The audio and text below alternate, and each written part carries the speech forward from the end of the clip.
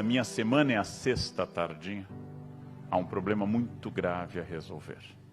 É claro, desde que eu era muito jovem, eu detesto colegas que chegam com excesso de entusiasmo às segundas e dizem um bom dia alto e cheio de energia. Segunda de manhã não é um momento para esse tipo de bom dia. Se alguém entra dizendo bom dia, afastem-se dessa pessoa, ela tem problemas. Esse é um bom dia mais possível a partir de quarta-feira. Segunda e terceira, oi, pronto, começar a trabalhar. Tal como os senhores, eu também fico cansado, mas aprendi há alguns anos que uma das chaves da felicidade do trabalho é viver o momento que eu estou. Aprendi há alguns anos que quando eu entro num ambiente como esse, eu estou nele. E não estou pensando que hoje à tarde eu tenho um voo até o Rio, e de lá vão me pegar de carro, atravessar a ponte e ir até o hotel em Niterói. E de lá, após a palestra, eu pego um outro carro para ir até o Leblon, onde estarei para a próxima palestra. E de lá eu tenho que sair correndo, porque eu tenho que gravar um Jornal da Cultura. Se eu começar assim, eu vou conseguir de forma fabulosa tornar este momento um momento ansioso e o próximo também. E só serei libertado deste círculo pela morte. Então, onde eu estou, eu estou. Escrevi um texto no Estadão, que ainda não saiu, sobre presentes, vai sair só em outubro, dizendo que hoje um dos presentes mais importantes que eu posso dar a alguém é estar com essa pessoa. Por exemplo, ofertar a alguém um jantar no qual eu não leve o celular e preste atenção o tempo todo durante o jantar. Um desafio fabuloso, dar-se, viver o tempo. Meu colega Clóvis de Barros Filho, um grande professor, um grande pensador, com quem tive o privilégio de escrever um livro que faz bastante sucesso nesse momento, Felicidade ou Morte, contou a história no lançamento do livro, e eu copio dele essa história, não é minha, a ética manda dar o autor. O professor Clóvis contou a história, como ele percebeu uma coisa. E quando ele estava, na sua época, no ensino primário, disseram para ele que o ginásio era legal. No ginásio disseram que não, era o colégio. Lá é que as coisas aconteceriam. Assim que ele entrou no colégio, começaram a falar de vestibular e que a faculdade seria o momento dele encontrar a sua carreira. Felicidade é só depois, na faculdade. Entrando na faculdade, disseram, sem estágio você não é ninguém, porque é só o estágio que lhe ensina alguma coisa. Então ele entra no estágio, ele dizem no primeiro dia, só quando você for efetivado é que vai valer a pena todo esse sofrimento. E ele é efetivado e descobre que está no patamar menos 15 da empresa e tem um patamar 50 lá em cima, e que se ele perseguir metas que serão dobradas cada vez que ele as alcançar, se ele seguir essa cenourinha diariamente e trabalhar como um condenado, ele chegará lá em cima, naquele lugar, naquela sala. E quando ele chegar lá, já perto do fim da vida, dirão a ele, pode ir para casa, agora vai começar a parte boa da sua vida, a aposentadoria. E ele se aposenta.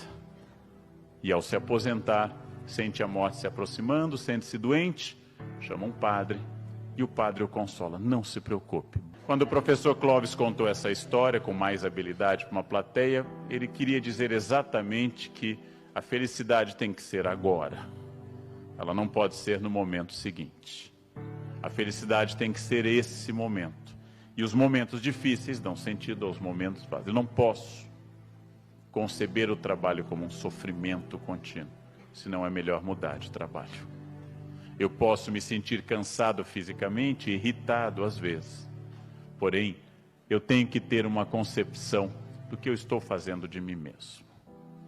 Para administrar pessoas, para viver no ambiente de trabalho, para ser alguém, eu tenho que fazer essa pergunta: o que é que nós estamos de fato fazendo de nós mesmos?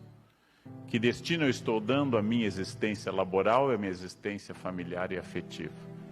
Que horizonte eu estou construindo? Para onde eu quero ir? Porque se eu não tiver para onde ir, eu vou ser arrastado por ventos e correntes. Essa é uma diferença entre consciência e estratégia e simplesmente existência. O que não muda nunca, o que não mudava em 1951, quando Getúlio Vargas assumiu a presidência, o que não muda em 1851, um ano após a lei Eusébio de Queiroz, o que não muda nunca. Em primeiro lugar, a partir do autor Francis Bacon, em inglês, do século XVI para o XVII, a frase e a ideia: conhecimento é poder. Conhecimento dirige o mundo sempre. Conhecimento de tudo. Conhecimento é poder. Francis Bacon lançou essa ideia no seu livro Novum Organum e ela é fundamental para nós. O que eu sei se torna um empoderamento da minha existência. Excluir, por exemplo, populações pobres de uma educação efetiva, excluir mulheres da escolaridade, foi uma estratégia de controle.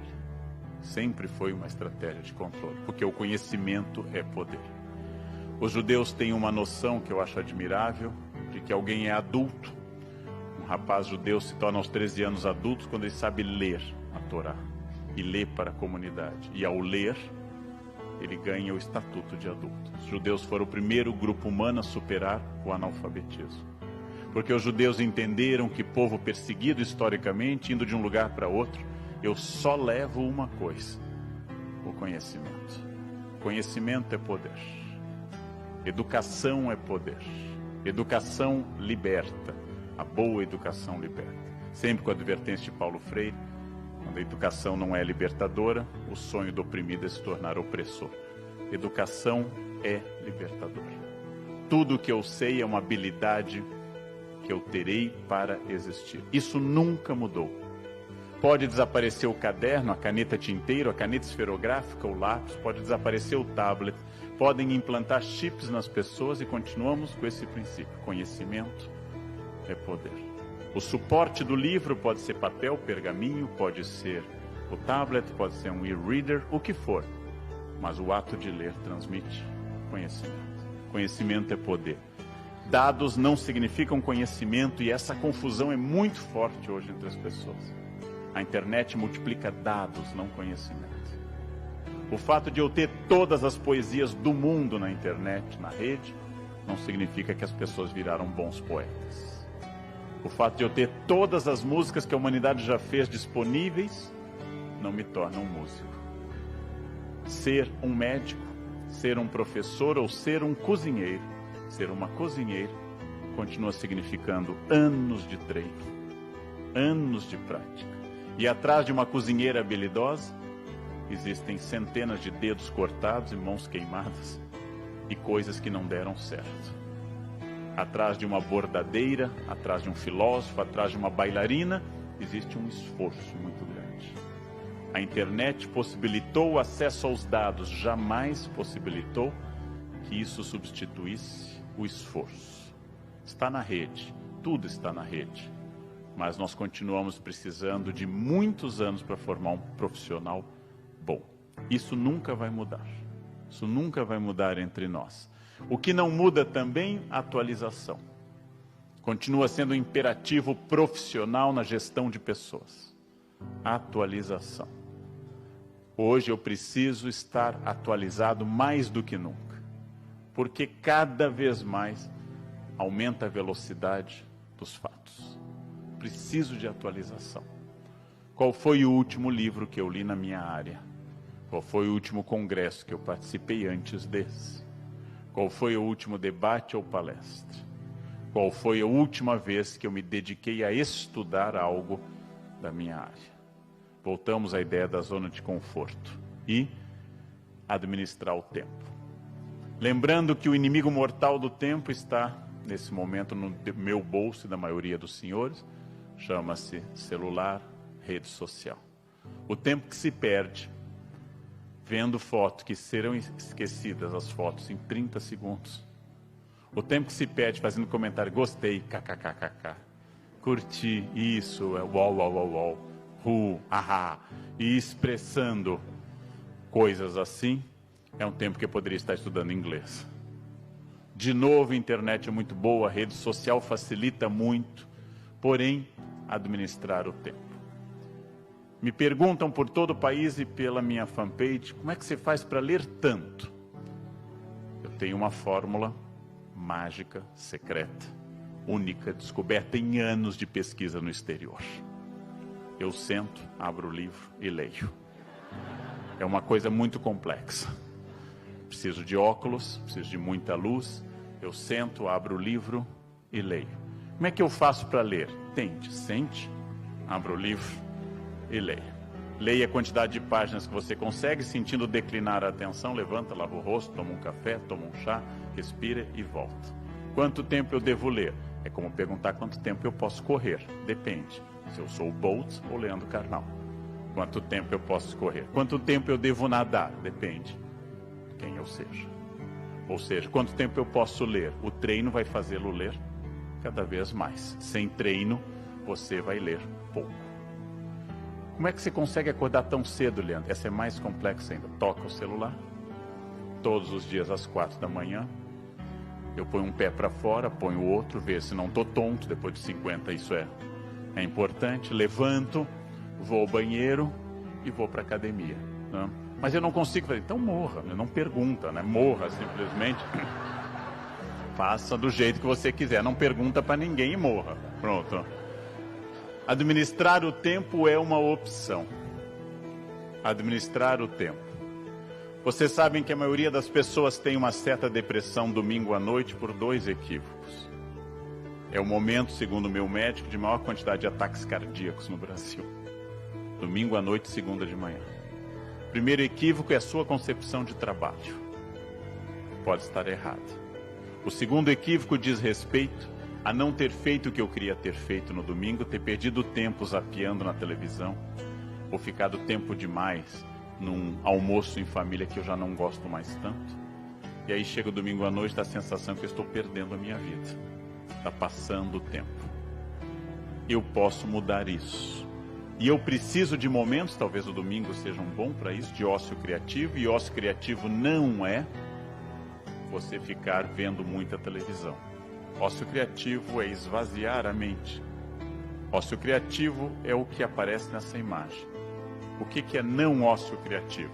Senta diante do belo mar de Natal e começa a mandar fotos. Estou aqui, né? Praia, legal, kkk, hashtag praia.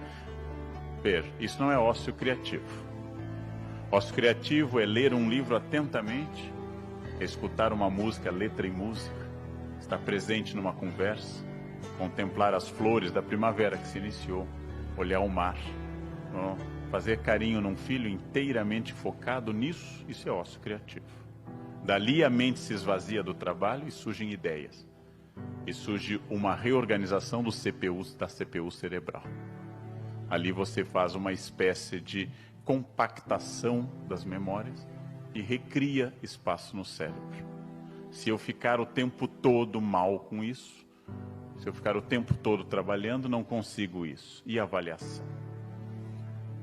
Está em São Paulo acontecendo quase que a destruição do sistema de táxis pelo Uber. E o que faz a diferença no Uber em São Paulo é que a cada viagem o cliente avalia o taxista. E ele depende dessa avaliação. Tudo que eu não avalio vai tender por inércia à decadência. Eu tenho que ser avaliado. Quanto mais eu for avaliado, melhor. A avaliação vai trazer coisas injustas e coisas justas. E cabe ao meu discernimento pensar nisso. Ou seja, avaliar é fundamental e entender que todo projeto de vida, de administração de pessoas, de empresas, pressupõe ter consciência dos erros. Errar é humano. Errar faz parte da experiência humana. Eu vivo falando que as pessoas têm que focar, têm que abandonar o celular. Ontem em Curitiba desci uma escada num evento vazio só para testar o som, olhando coisa ao celular, e fui ao chão daquelas formas cômicas de pegadinha. E eu disse, comece a ouvir o que você diz, Leandro. Pare de descer a escada olhando o celular. Graças a Deus era um ambiente acarpetado e eu não me espatifei. Pode ser uma coisa grave. As pessoas estão perdendo a vida no trânsito para poder mandar mensagem no WhatsApp. Ou seja, o celular está mais importante que a vida. Os erros que eu cometi são fundamentais. Cada erro que eu cometi, cada aprendizado que eu tive é fundamental.